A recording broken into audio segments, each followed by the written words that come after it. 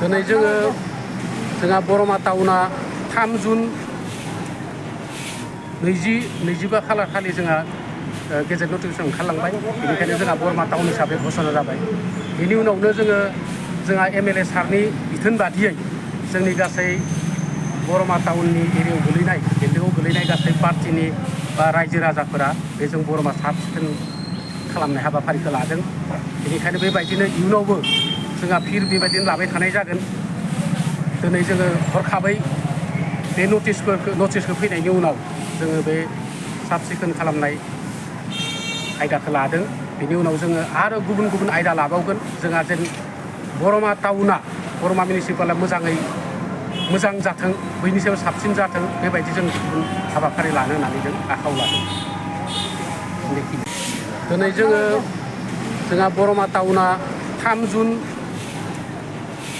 2025 खालार खालि जोंहा गेजेट नटिफिकेसन ओंखारलांबाय बेनिखायनो जोंहा बरमा टाउन हिसाबै घोषणा जाबाय बेनि उनावनो जोंहा एमएलए सारनि बिथोन बादियै जोंनि गासै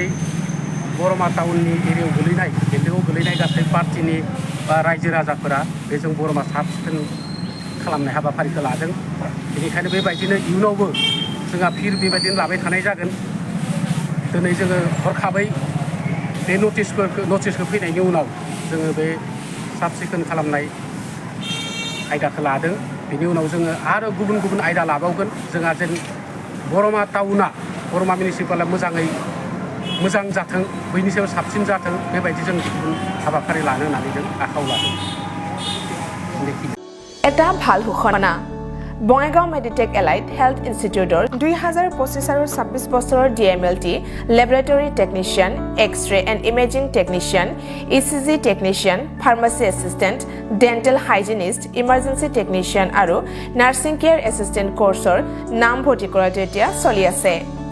নাম ভৰ্তি কৰাৰ বিষয়ৰ বাবে জানিবলৈ ব্যক্তিসকলে 9395558676 নম্বৰত যোগাযোগ কৰিব পাৰিব मोनसे गोजोनथाव फोसावथाय बङाइगाव मेडिटेक एलाइट हेल्थ इन्स्टिट्यूटआव इंराजि बोसोर 2025-26 मायथाइनि थाखाय DMLT laboratory technician X-ray and imaging technician ECG technician pharmacy assistant dental hygienist emergency technician आरो नार्सिं केयर एसिस्टेंट कोर्सनि मुं थिसननाया सोलिगासिनो दङ मुं थिसननायनि सोमोन्दै सुलाद लानो थाखाय 9395558676 नाम्बाराव फोनांजाब खालामनो हागोन।